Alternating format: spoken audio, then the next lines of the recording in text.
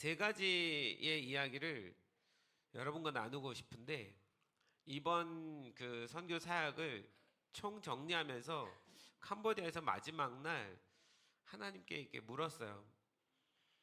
하나님이 이번 사역을 통해서 우리에게 가르치고 말씀하시려고 하는 것이 무엇입니까? 라고 물었을 때 세 가지를 기억나게 해주셨어요. 그래서 그 세 가지를 계속 묵상하면서 정리를 했습니다.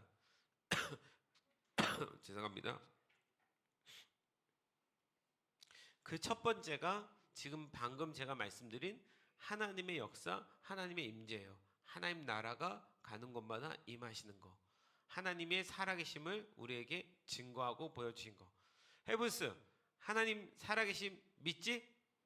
하나님이 니네를 통해서도 일할 수 있다는 거 믿지? 예. 그걸 보는 것만 해도 굉장한 은혜인데, 그래서 우리에게 중요한 것은 하나님의 능력이었어요.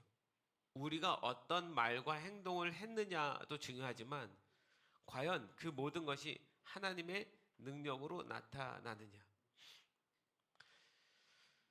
사도행전 16장의 이야기를 가지고 세 가지를 다시 한번 좀 설명하고 싶은데, 우리가 마지막 날 그 금요일 날 이제 사역을 마치고 돌아오는 그 마지막 날 묵상 말씀이 16장으로 넘어가면서 어떤 일이 일어났냐면 바울과 바나바가 마가란 사람을 두고 다투는 장면이 나옵니다. 기억나지?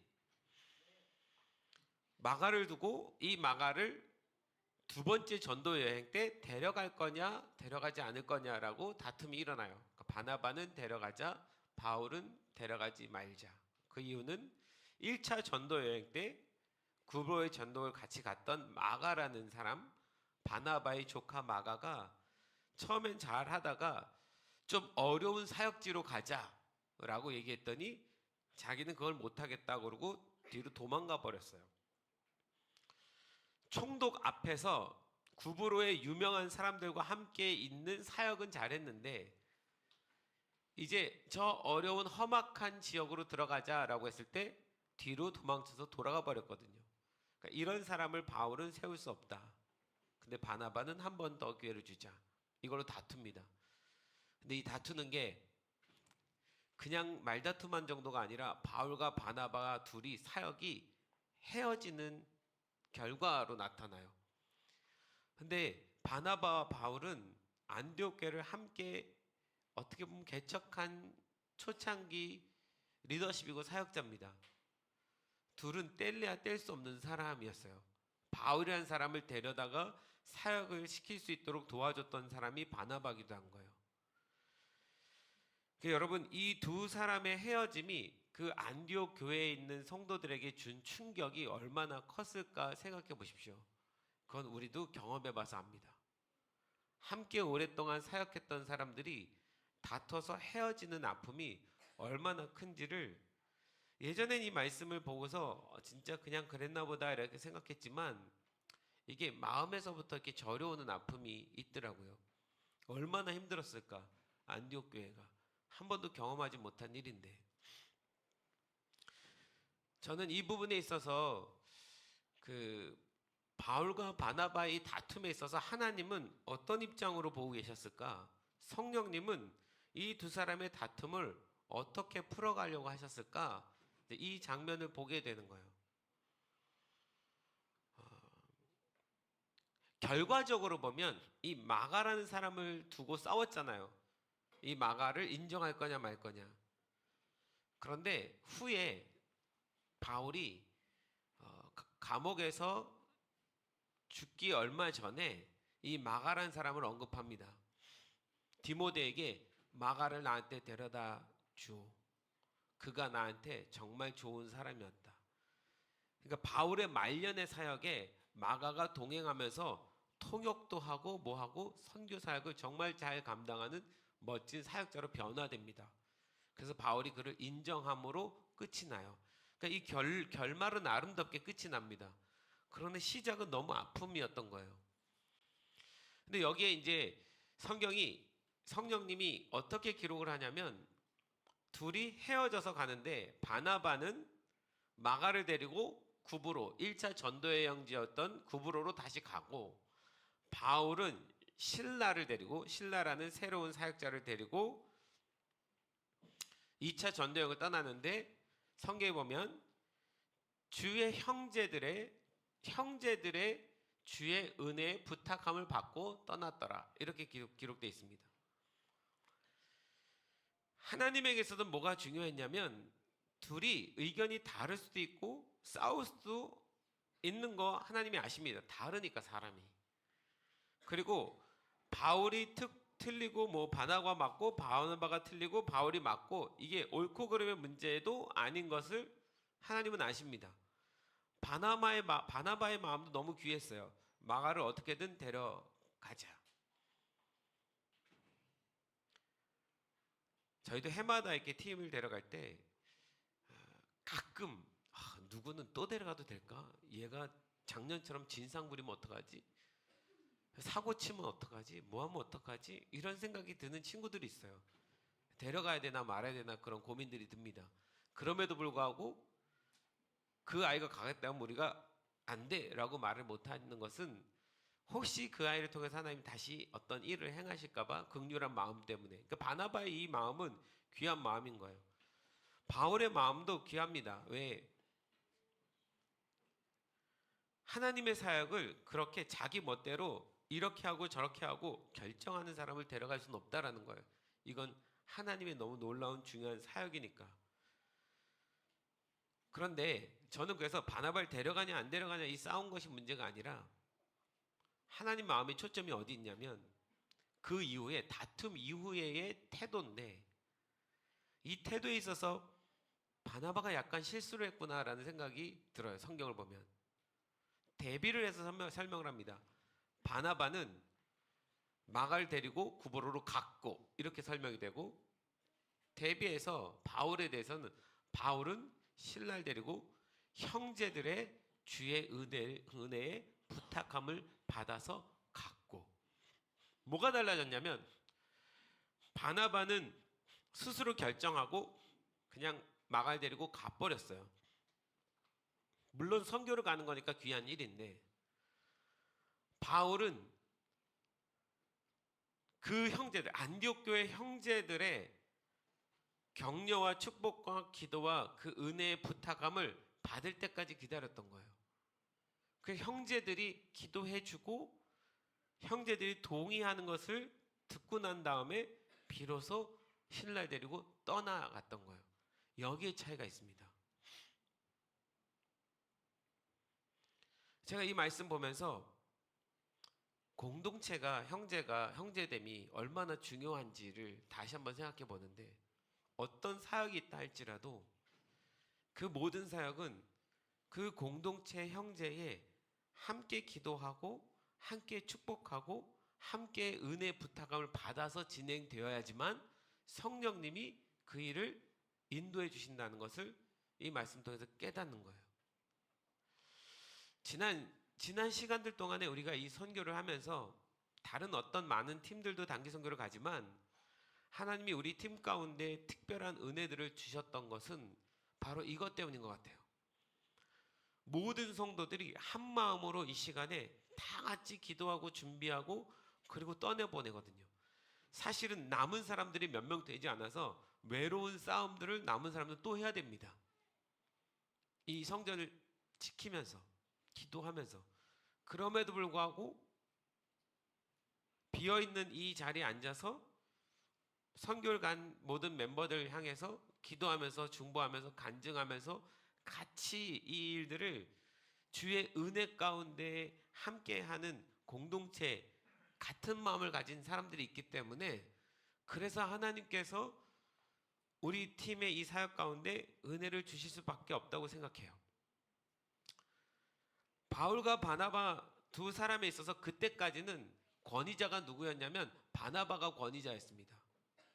바울이 그 밑이었어요. 왜냐하면 성경이 그때까지는 바나바와 바울은 이렇게 순서를 바나바를 먼저 쓰고 바울을 쓰는데, 1차 전도여행 가서 총독 앞에서 복음을 전할 때 이 명칭의 순서가 바뀝니다. 바울과 바나바는 갑자기 누가가 이름을 순서를 바꿔서 써요. 그러니까 권위가 이제 바울로 넘어오기 시작한 거예요. 그리고 나서 여기서 갈라졌는데, 바나바도 전도여행을 떠났고 바울도 전도여행을 떠났는데, 성령님이 둘 다에게 성령님께서 일하시지만 누가라는 사람을 통해서 이 사도행전의 역사의 기록을 바나바를 따라가서 기록할 수도 있었고 바울을 따라가서 기록할 수도 있었는데, 성령님이 누가에게 누구를 따라가서 기록하게 하셨냐면 바울을 따라서 가서 기록하게 한 거예요. 그러니까 사실은 그 안디옥 교회에서 실제적인 원래 탑 권위자는 바나바였지만, 이제는 그 기록이, 성령님의 역사의 기록이 바울을 따라가면서 바울의 시대로 들어가 버린 거죠. 여기에 큰 차이가 제가 방금 말한 것처럼 형제, 주의 형제들의 주의 은혜 부탁하심을 받고 갔느냐, 아니면 자기가 원하는 자기 소견대로 갔느냐의 차이가 있는 거예요.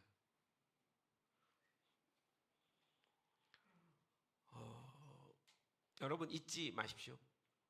하나님의 역사가 일어나는 현장은 그 한 개인의 능력과 역사 때문에 일어나는 현장이 아니라 주의 형제가, 주님의 공동체에 된 모든 성도들이 한 마음 한 뜻으로 같이 기도하고 같이 은혜 속에 축복해야만 그 일의 역사가 그 현장에서 앞에 선 누군가를 통해서 나타나는 거예요.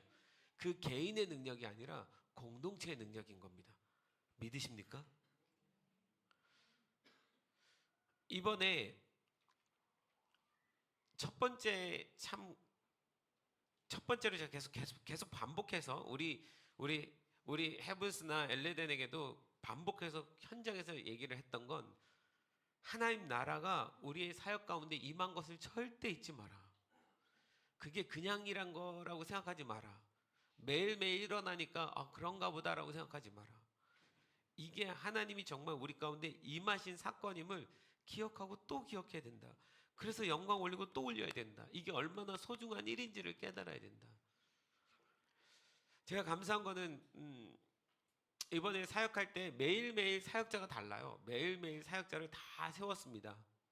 제가 첫날, 둘째 날, 임 목사님, 셋째 날, 병성 목사님, 넷째 날, 주은 전사님, 다섯째 날, 천솔, 이렇게 해서 회원 다 매일매일 하루씩 기도 인도하고 그 성령의 치유 사역을 일으키는 일을 하는데, 매일 점점 더 성령님의 역사가 커지는 거예요. 누가 나오든 하나님께서 그 앞에서 인도하는 자를 통로로 쓰셔서 놀라운 치유들을 일으키시는데, 그 모든 은혜의 역사가 어디서부터 시작된 걸까라고 했을 때 제가 깨닫는 것은 한 개인의 능력이 아니고 공동체의 능력임을 깨닫는 거예요. 누가 나가든 성령님이 역사하시니까. 누가 나가든. 그러니까 이렇게 봤을 때 제일 그날 성령님이 어떤 파워, 능력이 제일 적었던 날이 제가 한 첫날이더라고요. 점점 커지니까. 점점 두 배로 커지니까 뒤로 가면 갈수록, 점수를 매긴다면 제가 제일 점수가 적은 1점, 그 다음날 2점, 3점, 이렇게. 하나님이 모든 사역자를 다 쓰시기로 결정하셨구나. 그 소망함에 하나님이 일하시기로 결정하셨구나.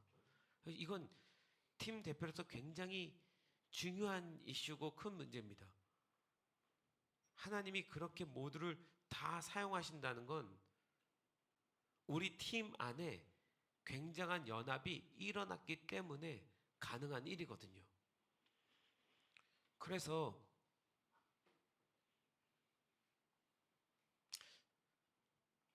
사도 바울이 그 놀라운 일들을 행할 수 있었던 건 사도 바울 그 한 사람의 개인의 능력도 충분히 있겠지만 그 안디옥 교회의 형제의 부르심을 받고 주님의 은혜의 부르심을 받아서 택함을 받아서 떠난 자였기 때문에 하나님께서 그 바울을 더 기름 부을 수밖에 없었다는 거.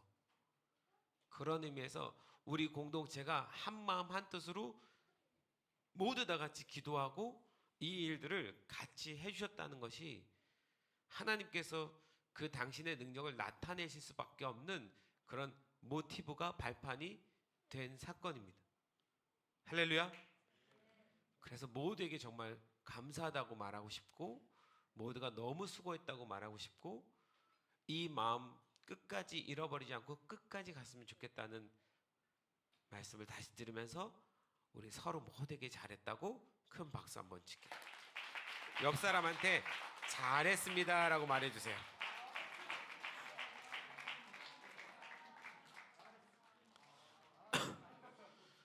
고린도전서 4장 20절에 바울이 이런 얘기를 합니다. 하나님의 나라는 말에 있지 아니하고 오직 능력에 있습니다. 능력이 나타났다는 건 하나님 나라가 임했다는 거예요. 얘들아, 사람들이 변화되고 치유가 일어나고 어둠이 떠나가는 이 능력이 나타났다는 것은 거기 하나님 나라가 임했다는 것을 말하는 거예요. 그건 우리의 말과 뭐에 있었던 것이 아니라 하나님이 주신 하나님의 능력인 거예요. 그래서 올해 이런 하나님의 능력의 역사가 나타났다는 건 우리한테 아주 중요한 기점입니다. 하나님이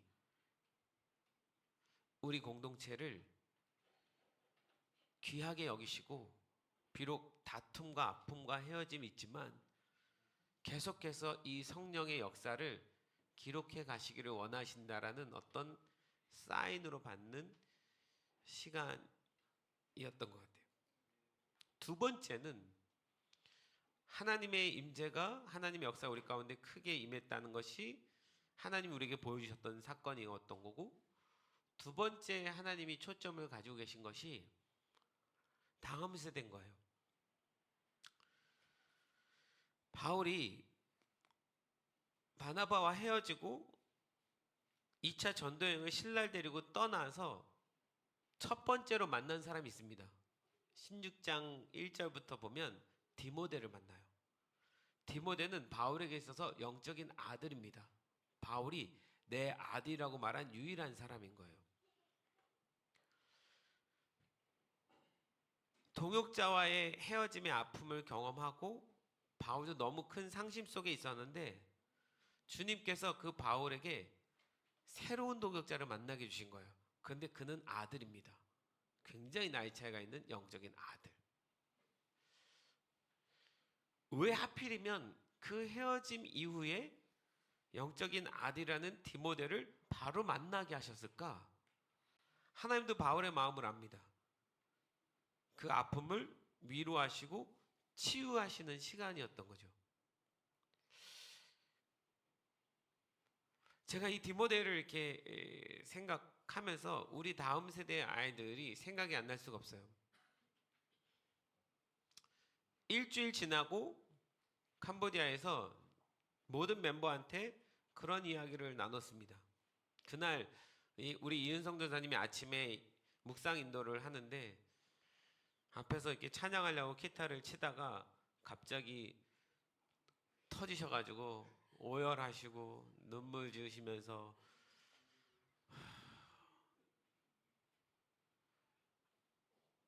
그 안에 하나님의 어떤 그 감동함과 그 하나님의 은혜의 복받침이 일어나서 그날 주체를 못 하시더라고요.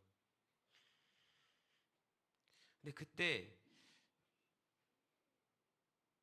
한 가지 제게 깨달음이 왔는데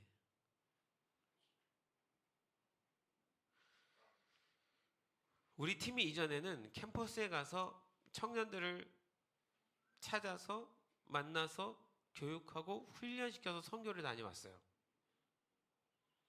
그래서 매년 선교를 가기 위해서는 캠퍼스를 나가야 됐고 새로운 사람을 만나야 되는 거예요.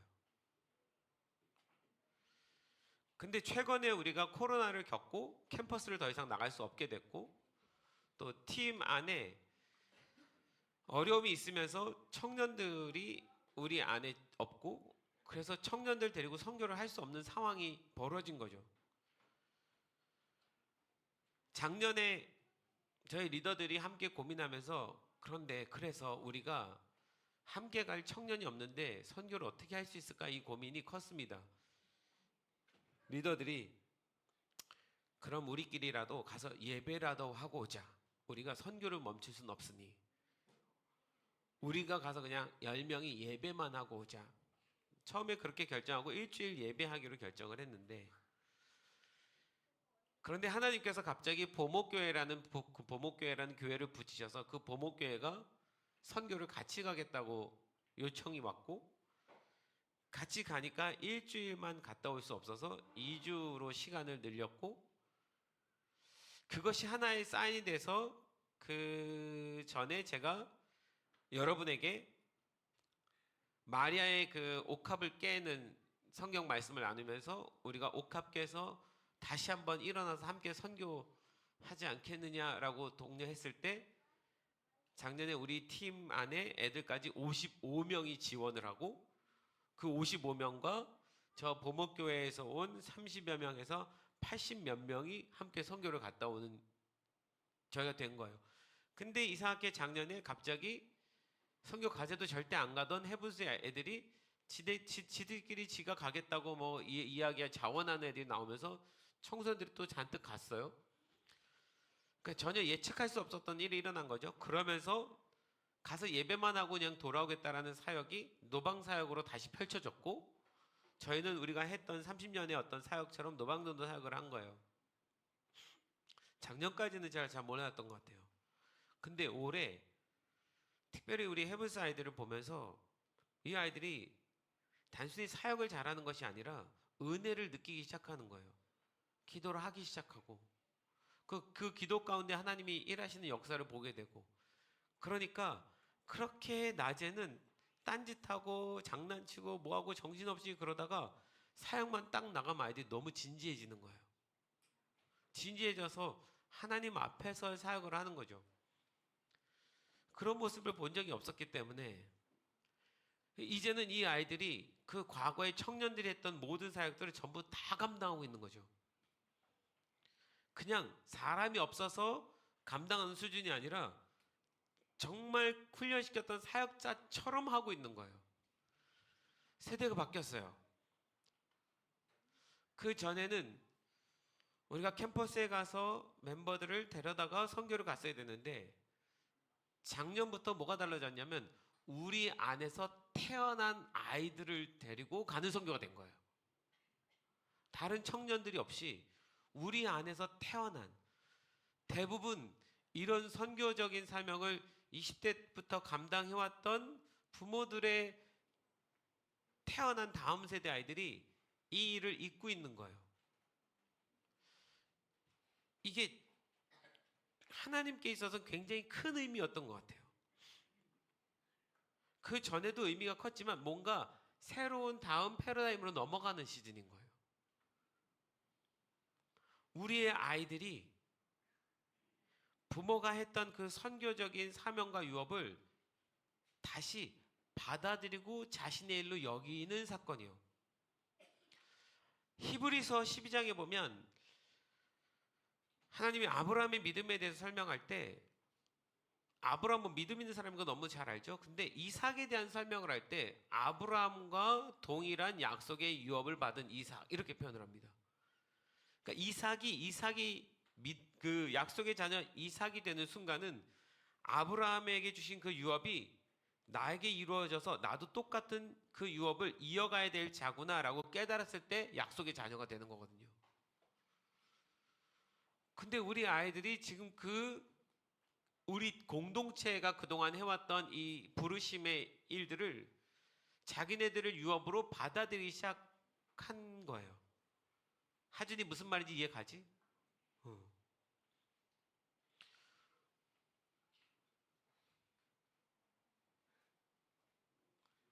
제가 밥을 먹다가 우리 헤븐스 애들이랑 같이 둘러싸인 상태에서 밥을 먹게 된 적이 있었어요. 막 지들끼리 막 얘기하기 시작하는데 그 대화 속에 저는 투명 인간이었어요. 저랑 상관없이 지들끼리 막 얘기하는데 우리 교회와 헤븐스의 미래에 대한 논의를 하는 거예요. 막 목사가 여기 있는데 내 의견 묻지 않고 지들끼리 막 그러면서 앞으로 헤븐스가 더 잘 되기 위해서는 네가 뭘 해야 돼? 네가 뭘 해야 돼? 그러면서 나온 결론이 저도 처음 알게 되는데 헤븐스의 미래는 지니와 유나에게 달려 있더라고요. 지니와 유나가 하나가 돼서 다음 헤븐스를 이어가야 된다. 이게 결론이더라고요, 얘네들의.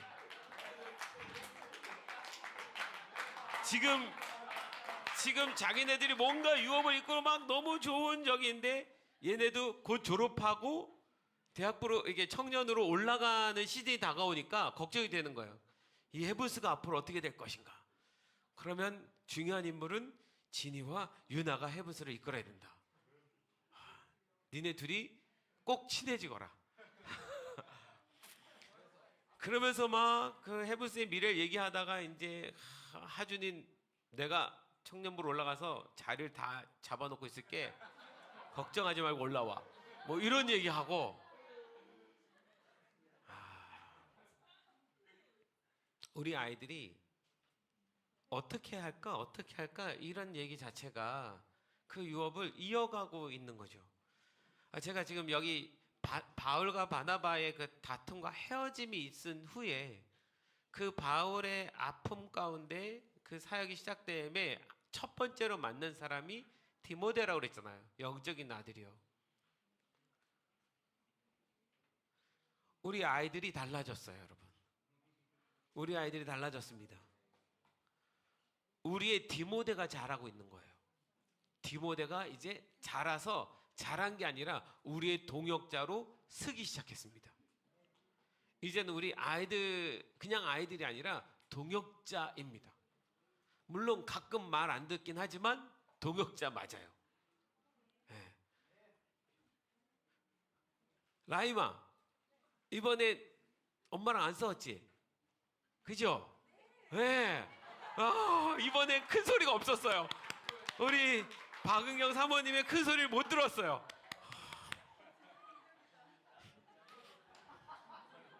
놀라운 변화가 일어나고 있습니다.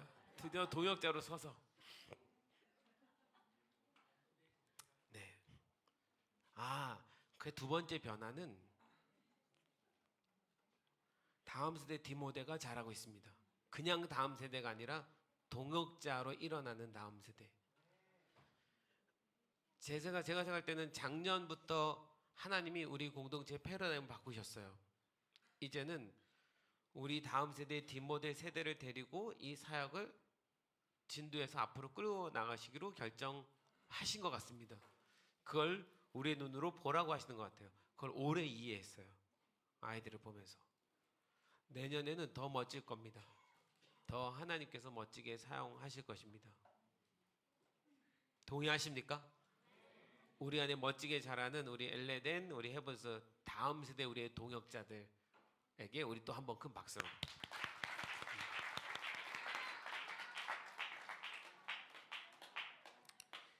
이제 마지막 세 번째요.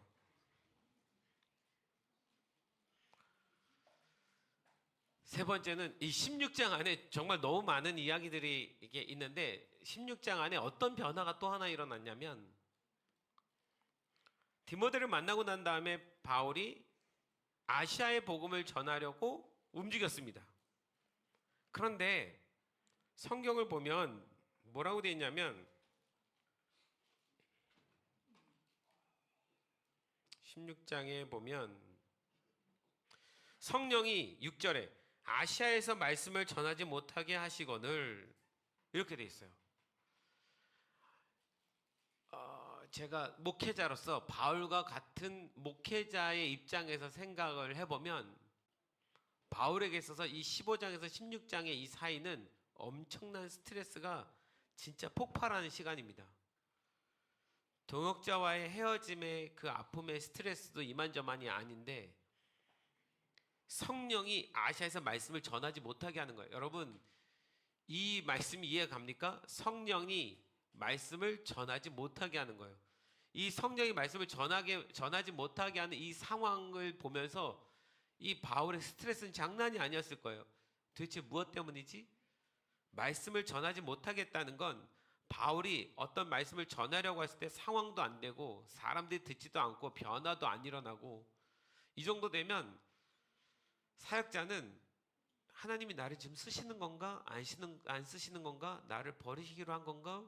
성령님이 나하고 동행하지 않으시는 건가? 별 생각이 다 드는 거예요. 마음이 무너지는 거죠. 다른 건 다 그래도 넘어갈 수 있는데 말씀을 전하지 못하게 한다? 이게 도대체 뭘까? 이때까지만 해도 그 이유를 모르니까 바울은 답답한 거예요. 그 스트레스 속에 이제 있는 거죠. 근데 우리가 아는 것처럼 하나님은 이유가 있었어요. 따라해보세요. 하나님은 다 이유가 있다. 그 이유가 뭐였어요? 아시아의 복음을 전하는 것이 하나님의 뜻이 아니라 지금은 유럽이었던 거예요.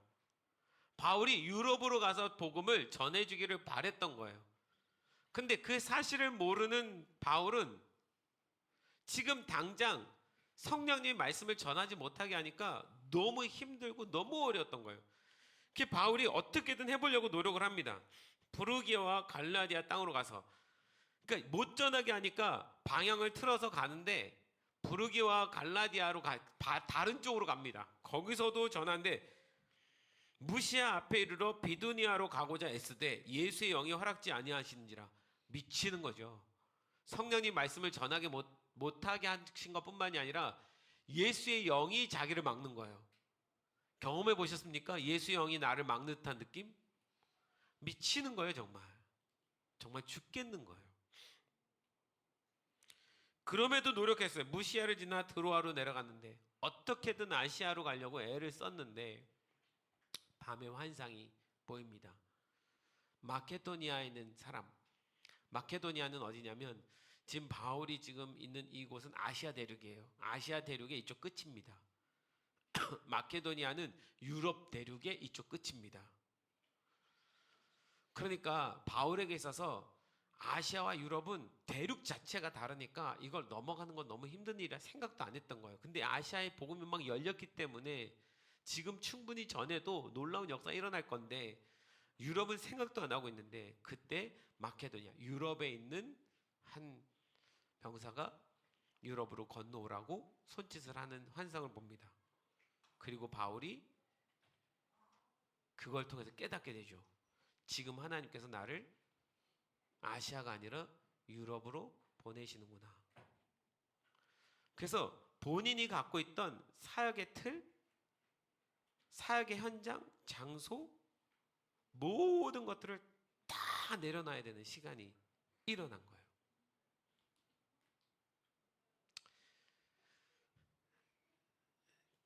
저는 빌라델비아 목사니까 우리 공동체에다가 이 말씀을 대입할 수밖에 없어요. 머릿속에 그거밖에 안 되니까.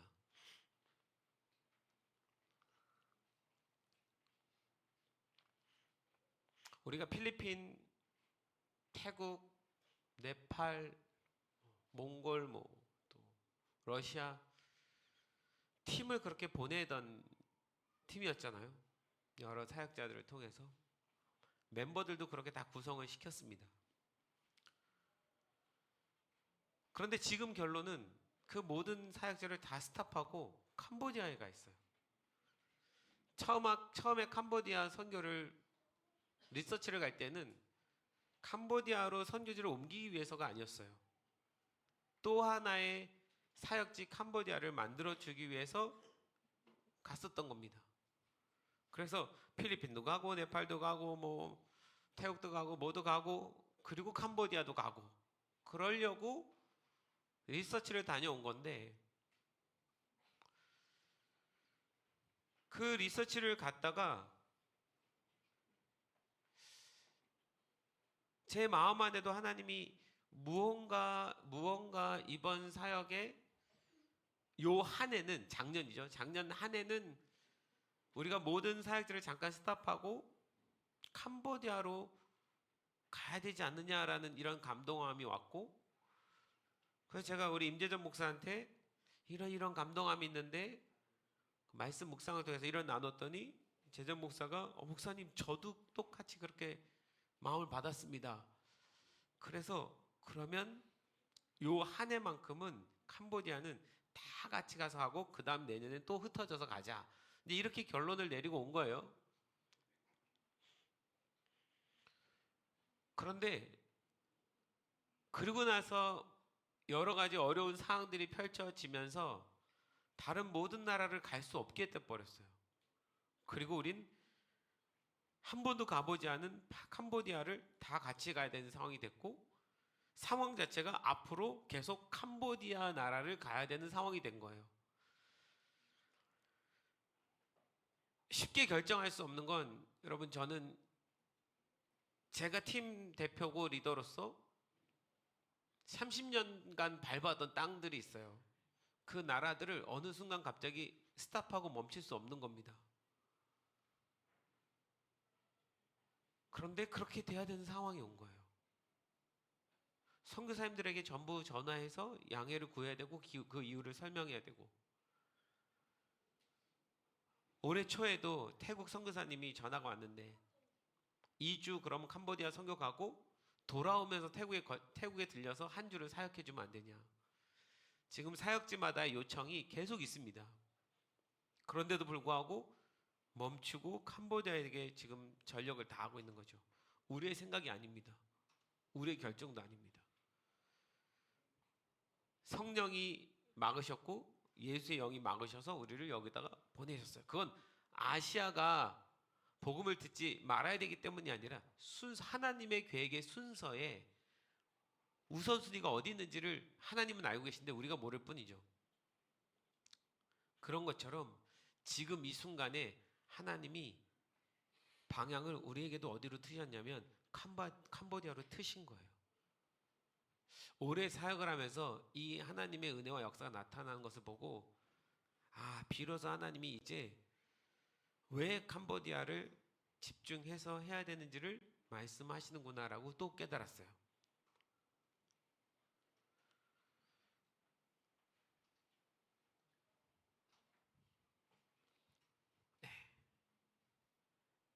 바울이 유럽에 넘어가서 첫 번째 들어갔던 도시가 어딘지 아니? 드로아에서 배를 타고 유럽 첫 번째 들어간 도시가 네아폴리입니다. 따라해보세요. 네아폴리. 네아폴리는 네압볼리 이 두 단어가 합쳐졌는데, 네압이라는 단어는 뉴라는 뜻입니다. 새로운 뉴라는 뜻이고, 볼리는 이게 우리가 우리식으로 번역을 볼리라고 해서 했지, 이게 라틴어식 발음을 그대로 쓴 거예요. 원래 폴리스입니다. 폴리스가 뭐예요? 도시요. 그러니까 네아폴리스예요. 그러니까 뉴폴리스라는 뜻입니다. 뉴폴리스는 무슨 뜻이에요? 새로운 신도시라는 뜻입니다. 신기하죠? 아시아를 떠나서 유럽에 들어간 첫 번째 도시가 신도시예요. 뉴 도시. 하나님이 내가 새로운 일들을 시작할 거야 라는 의미로 네아폴리 들어가게 됩니다. 그 네아폴리라는 새로운 도시라는 도시의 문을 들어가서 첫 번째로 들어간 성이 빌립보입니다. 따라해보세요. 빌립보에서 누구를 만납니까? 자주장사 빌립이 아니야. 빌립보에서 자주장사 루디아를 만나서 교회가 개척이 되죠. 그게 유럽에 세워진 첫 번째 교회입니다. 여러분 생각해보세요. 유럽에 세워진 첫 번째 교회는 빌립보, 그 유럽 전체에 있어서 아무것도 아닌 시골 동네입니다.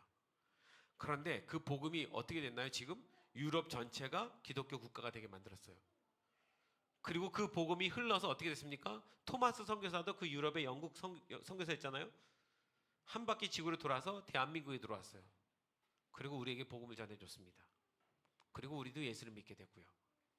이 시작은 빌립보의 작은 한 교회가 시작이었던 거예요. 이게 하나님의 역사입니다. 시작은 작은 마을이었는지 모르겠지만 그 끝은 지금 우리까지도 복음을 받게 된 거예요.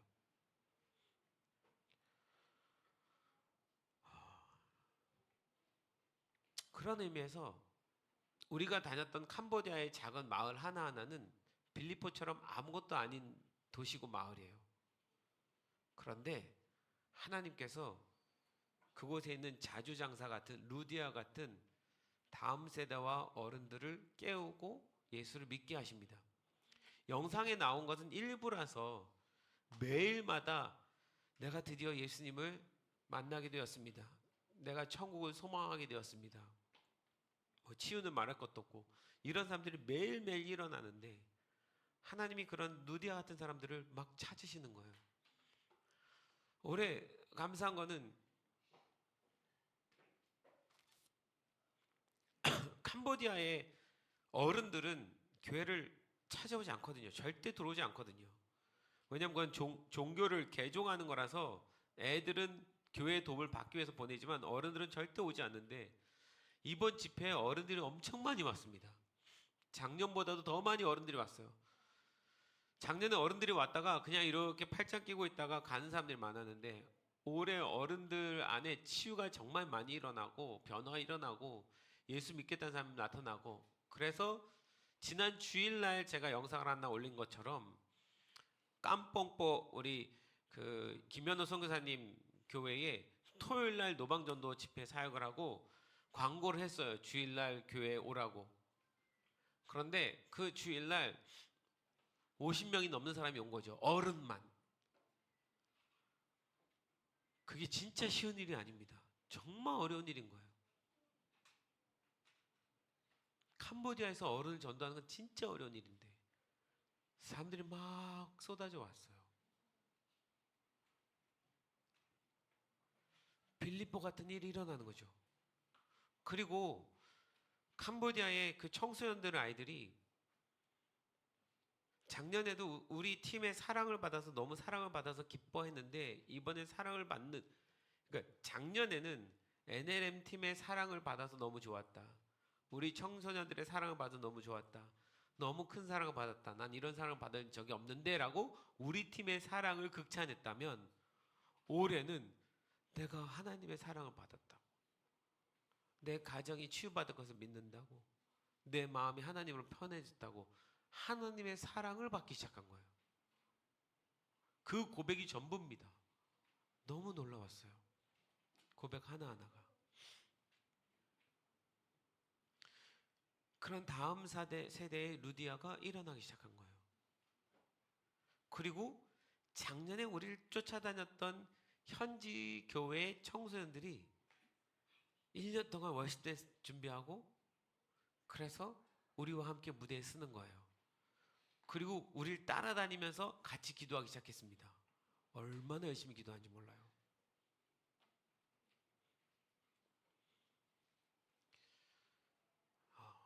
학교까지 이게 사회주의 국가라 학교를 우리처럼 쉽게 빠질 수 없어서 빠지면은 큰일 나는데 애들이 학교를 빠지면서까지 따라와서 노방전도를 같이 돕고 이런 현지 교회의 변화가 일어나는 거예요.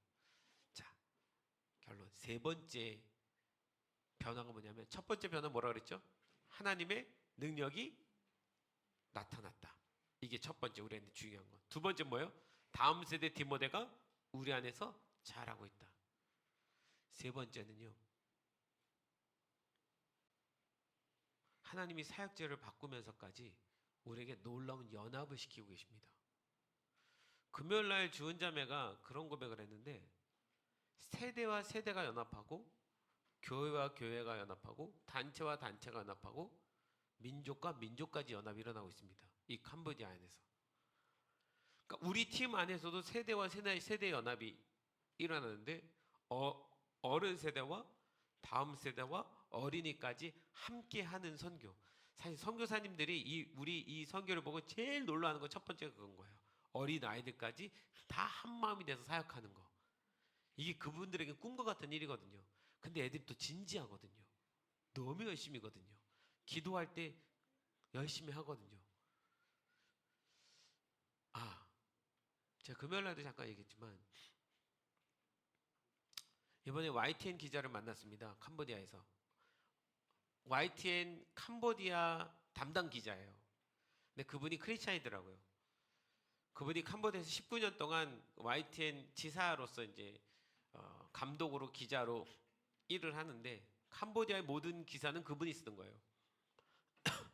그분이 크리스찬이라 최근에 선교 방송, 미션 방송을 시작했나 봐요. 캄보디아의 부흥을 위한 어떤 이제 자기가 감당해야 될 역할. 그러다가 우리 노방전도 취재하러 왔습니다. 우리를 취재하러 온 건 아니고 그 노방전도를 도와주기로 했던 교회 목사님이 초청을 한 거예요. 본인 교회의 노방전도 사역을 와서 찍으라고. 그분이 와서 이렇게 사역을 찍다가 나중에 끝난 다음에 대화를 나눴는데 자기는 지금 거의 한 40여 년간 기자로 일했다고. 모든 역사 현장을 다 가본 사람이 아니냐고. 태국에서만 10년, 캄보디아에 19년, 그 전에 뭐 해서. 그런데 내가 정말 선교지에서 보고 싶었던 장면이 바로 이거라고. 1970년도, 80년도에 일어났던 한국 교회의 그 성령의 역사의 부흥의 현장을 나는 선교지에서 하나님이 일으켜 주시기를 그렇게 기대하면서 이 영상을 찍고 다녔는데 나는 비로소 오늘 그 장면을 처음 봤다고. 저희 팀 안에 일어난 이 사역을 보고 너무 충격을 받은 거예요. 너무 감동을 받은 거예요. 그래서 그분이 이 장면을 이 사역을 CBS, CTS 다 이거 방송 내보내야 되는데 그 자기가 뭔가 이거 편집해서 이렇게 저한테 그 자료들을 달라고 요청했는데 제가 정중히 스탑을 시켰어요. 지금 당장은 아닌 것 같다고.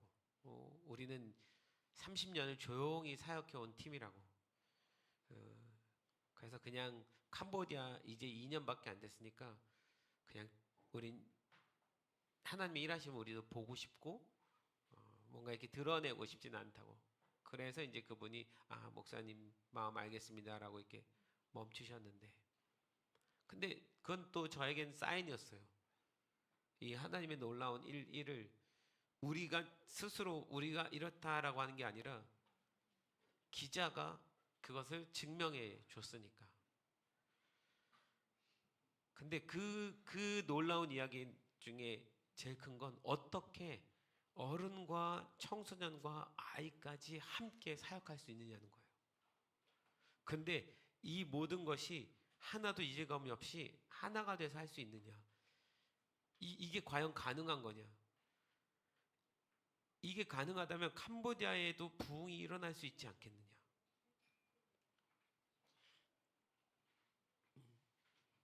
네. 그래서 하나님이 우리에게 세대와 세대의 연합을 시켰습니다. 그 전에도 청년들과 함께 가는 사역이 있었지만 아까 얘기했던 것처럼 우리의 다음 세대, 우리에게서 태어난 다음 세대 아이들이 이 유업을 함께 이으면서 하는 그 세대 연합이 일어났고 그리고 우리가 제주도에 있는 교회들과 함께 연합해서 가게 되면서 교회와 교회 안에 연합이 일어났고 쉽지는 않더라고요. 우리의 색깔이 너무 강하니까 우리 오랫동안 일을 해왔으니까 때때로 함께 연합한 팀들이 이해가 안 가고 어려운 일들이 있어요. 그럼에도 불구하고 하나님이 그걸 극복시키시면서까지 하나님 역사가 크니까 그걸 극복시켜 주시더라고요. 그래서 교회와 교회가 연합을 하고 근데 더 나아가서 민족과 민족 한국의 청소년들과 캄보디아의 청소년들이 연합하기 시작하는 거죠. 우리 아이들을 보고 캄보디아의 다음 세대가 꿈을 꾸기 시작하고 얘네들이 소망을 갖고 헌신하기 시작하고 김현도 선교사님이 마지막 날 식사할 때 목사님 우리 청소년들이 NLM처럼 선교팀 만들어서 선교하고 싶다고 얘기합니다. 그래서 나는 그게 팀 만들어 우리랑 같이 하겠다는 얘기구나. 그래서 그럼 준비 잘 해서 같이 사역하면 좋지 그랬더니 아니 그게 아니고요. 자기들끼리 선교팀 만들어서 따로 한번 가보고 싶다고 얘기합니다. 근데 한 번도 그런 소망을 가지지 못했던 애들이에요. 근데 걔네들이 우리도 해보고 싶습니다. 라는 얘기를 꺼냈다고. 그래 우리가 도와줄게. 해보자. 민족과 민족의 교회를 초월한 연합이 일어난 거죠. 우리가 이번에 5명의 선교사님과 함께 8번의 교회 전도 집회를 했는데 그것 또한 귀한 연합이죠. 그래서 드디어 하나님이 우리에게 연합을 가르치기 시작했구나. 만약에 우리 팀이 어떤 아픔을 겪지 않고 헤어짐을 겪지 않고 그냥 각자의 팀들이 다 있었으면 연합 안 했을 겁니다. 그냥 알아서 우리 팀끼리 사역을 했을 건데 하나님 모든 걸 다 흔드시고 난 후에 이제 함께 연합해야 될 팀들을 보내시고 우리도 연약해지니까 같이 하나님 나라에서 연합하면서 이 모든 일들을 이루어 가시는 거예요. 너무 많은 걸 하나님이 이번에 바꾸셨더라고요. 거기에 어떻게 적응할지 몰라서 정신없이 따라갔었던 건데 이번에 정신 차리고 보니까 하나님은 계획이 다 계셨던 거예요. 그거를 이 사도행전 16장을 통해서 바울이 겪었던 그 일들을 안디옥 교회가 겪었던 그 일을 통해서 또 설명을 하고 계시더라고요.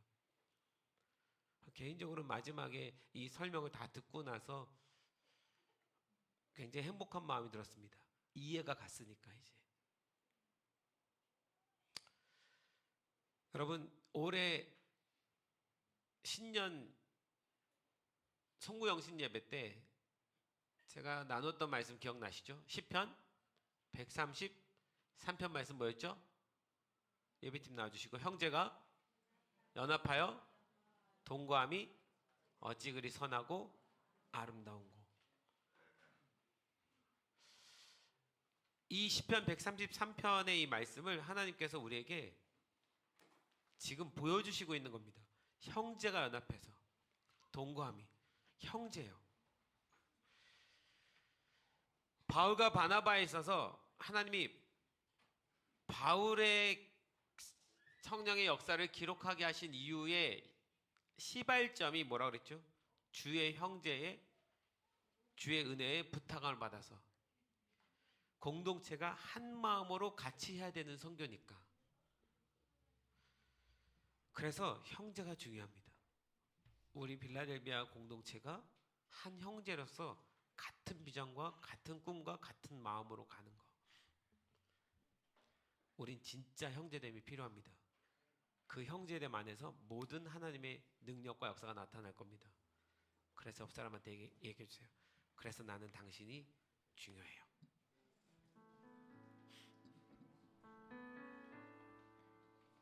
중요합니다. 그 형제됨 안에서 세대와 세대가 연합하고 교회와 교회가 연합하고 민족과 민족이 연합해서 하나님이 원하시는 꿈은 뭐냐면 예수 그리스도를 머리로 한 몸된 교회예요. 이 교회는 한 교회를 얘기하는 것이 아니라 지구상에 있는 모든 교회가 예수님의 머리를 중심으로 다 모여서 함께 연합하고 하나가 되는 거예요. 어떤 교회는 오른팔이 되는 거고 어떤 교회는 왼팔이 되는 거고 어떤 교회는 오른쪽 발가락이 되는 거고 어떤 교회는 콩팥이 되는 거고. 그래서 예수 그리스도 안에서 하나님 나라의 완성을 위해서 다 같이 하나가 되는 거예요. 그게 하나님의 최종적인 마지막 꿈입니다. 그 꿈이 형제가 연합하여 동거함이 어찌 그리 선하고 아름다운 거.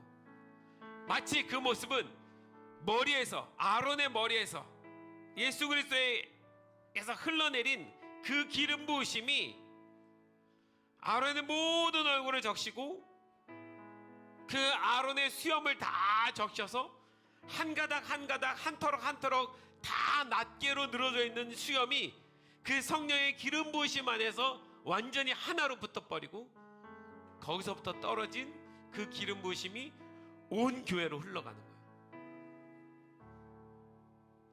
여러분 우리 작은 교회고 연약한 교회고 부족하고 때때로 죄도 짓고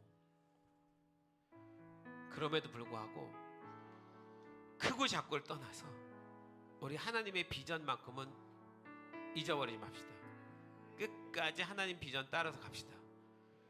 우리 이 작은 교회를 통해서 하나님이 이런 연합을 일으키고 계신 건 정말 축복입니다. 누가 할 수 있는 일입니까?